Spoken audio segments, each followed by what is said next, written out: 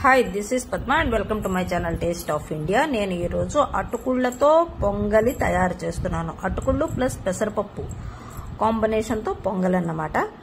దానికోసము కావలసిన ఇంగ్రీడియంట్స్ ఒక హాఫ్ కప్ నేను ఇక్కడ మూంగ్ దాల్ అదే పెసరపప్పును తీసేసుకుని దాన్ని లో ఫ్లేమ్లో 5 to 10 minutes గోల్డెన్ బ్రౌన్ వచ్చే వరకు వేయించేసుకున్న తర్వాత అందులో వాటర్ వేసి నీట్గా కడిగేసుకున్న తర్వాతనే కాస్త ఉప్పును వేసేసుకుని 1 కప్పు వాటర్ వేసేసుకుని 1 విజిల్ వచ్చే వరకు ఉడికించేసుకోవాలి. తర్వాత ఇక్కడ నేను 1 కప్ ఏమో అటుకుళ్ళని తీసేసుకున్నాను. వాటిని కూడా మీడియం టు లో హీట్లో చక్కగా క్రిస్పీగా వేయించేసుకోవాలి. వేయించేసుకున్న తర్వాతని అందులో వాటర్ను పోసేసుకోవాలి.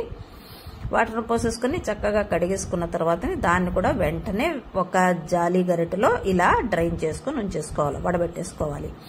తర్వాత హాఫ్ కప్ ఇక్కడ నేను బెల్లాన్ని, హాఫ్ కప్ ఏమో షుగర్ పౌడర్ని తీసుకున్నాను. 2 ఆర్గానిక్ వేని మీరు నార్మల్తో కూడా తీసేసుకోవచ్చు. అందులో హాఫ్ కప్ వాటర్ని వేయించేసుకుని రెండింటిని చక్కగా మెల్ట్ అయిపోతే చాలు. అంటే షుగరును బెల్లము మెల్ట్ అయితే చాలు.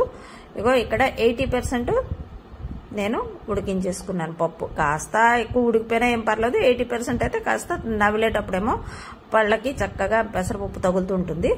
ఇగో ఇక్కడ బాగా మెల్ట్ అయిపోయిన బెల్లము ప్లస్ షుగరు వాటర్ ఉంది కదా, అందులోని ఈ వడబెట్టుకున్న అటుకుళ్ళు వేసేసుకుని బెల్లాన్ని పీల్చే వరకు బాగా కలుపుకోవాలి. చక్కగా అబ్జర్వ్ చేసేసుకోవాలి అటుకుళ్ళని. తర్వాత అందులో ఒక పెసర సాల్ట్ను కూడా వేసేసుకోవాలి. వేసేసుకుని చక్కగా కలుపుకోండి.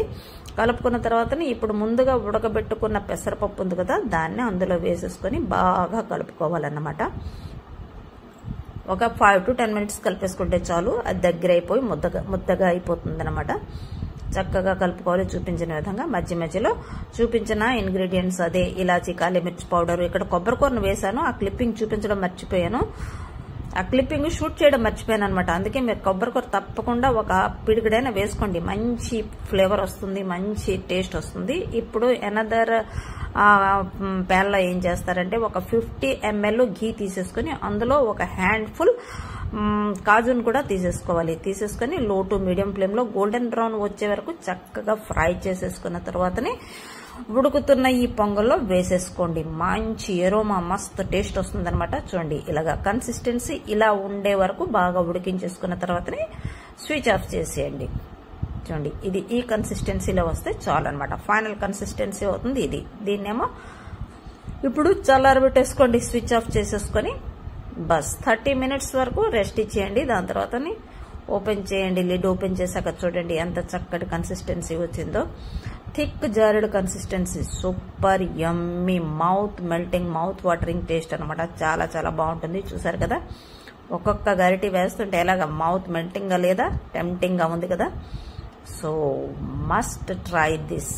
అటుకుళ్ళు అండ్ పెసరపప్పు కాంబినేషన్లో ఉండే పొంగల్ని తయారు చేసేసుకోండి.